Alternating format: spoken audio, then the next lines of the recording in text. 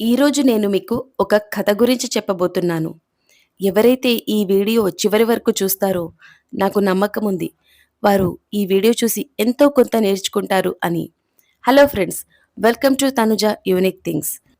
ఇది చాలా కాలం క్రితం జరిగిన సంఘటన. ఒక దట్టమైన మరియు విశాలమైన అడవి అది. అడవిలో అనేక రకాలైన జీవజాతి జంతువులు నివసించే ప్రాంతం అది. ఈ అడవి అందం మరియు ప్రశాంతతకు ప్రసిద్ధి చెందింది. అయితే అడవిలో భారీ అగ్ని ప్రమాదం సంభవించింది. ఆ అగ్ని ఎంత భయంకరంగా ఉందంటే దాని జ్వాలలు ఆకాశాన్ని తాకుతున్నట్లు అనిపిస్తున్నాయి. భయంతో జంతువులన్నీ అక్కడిక్కడ పరిగెత్తుతూ పరుగులు పెట్టడం మొదలుపెట్టాయి.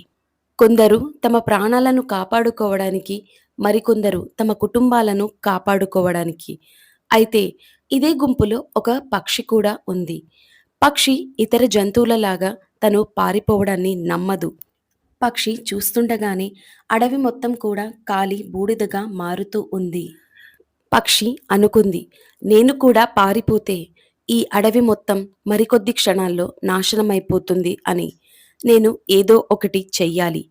ఆ పక్షి వెంటనే లేచి సమీపంలో నది ఒడ్డునకు వెళ్ళింది. అది తన చిన్న ముక్కుతో నీటిని నింపి అగ్ని వైపుకు వెళ్ళింది. ఆ పిచ్చుక తను ముక్కుతో తెచ్చిన నీటిని అగ్నిపై విసురుతుంది. ఆపై తిరిగి నది ఒడ్డుకు వెళ్ళిపోతూ ఉంటుంది. కానీ తన ముక్కులో చాలా తక్కువ నీరు వచ్చేది. అయితే అగ్ని మీద ఎలాంటి ప్రభావం అది పడేది కాదు. అదే సమయంలో పక్కనే ఒక కొమ్మపై గుడ్లగూబ కూర్చొని ఇదంతా గమనిస్తూ ఉంది. అయితే ఇదంతా చిన్న పిచ్చుక చేస్తున్న ఈ ప్రయత్నాన్ని చూసి గుడ్లగూబ నవ్వుకుంటుంది. గుడ్లగూబ సరదాగా ఆ పక్షితో, హే పిచ్చుక, నువ్వు ఇంత పెద్ద మంటను ఆర్పడానికి ప్రయత్నిస్తున్నావు. ఈ నిప్పు ఈ చిన్న ముక్కుతో నువ్వు తీసుకొచ్చిన నీటిని ఎలా ఆర్పుతుంది అనుకుంటున్నావు అని గుడ్లగూబ పిచ్చుకతో చెప్తూ ఉంది. నువ్వు ఎందుకు నీ సమయాన్ని వృధా చేసుకుంటున్నావు? పక్షి గుడ్లగూబ వైపు చూసి నవ్వుతూ ఇలా అంది. బహుశా చాలా తక్కువ నీరు నా ముక్కులోకి చేరుతుంది.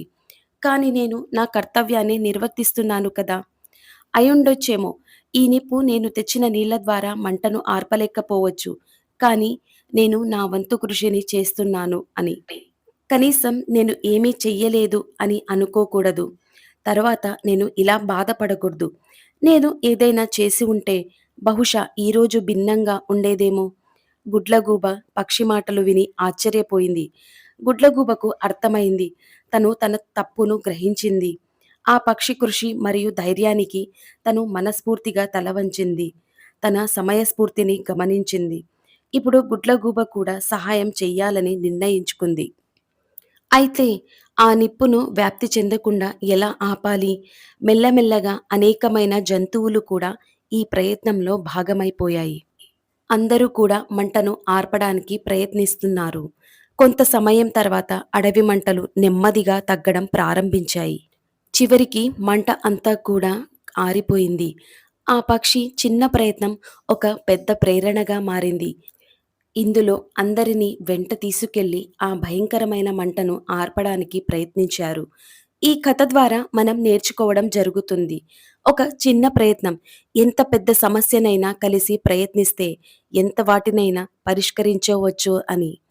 ఫ్రెండ్స్, మీకు ఈ కథ నచ్చినట్లయితే కింద కనిపిస్తున్న సబ్స్క్రైబ్ బటన్ను క్లిక్ చేయండి. ఇలాంటి కొత్త కొత్త వీడియోస్తో మళ్ళీ మీ ముందుకొస్తాను. Tanuja unique things. For more updates.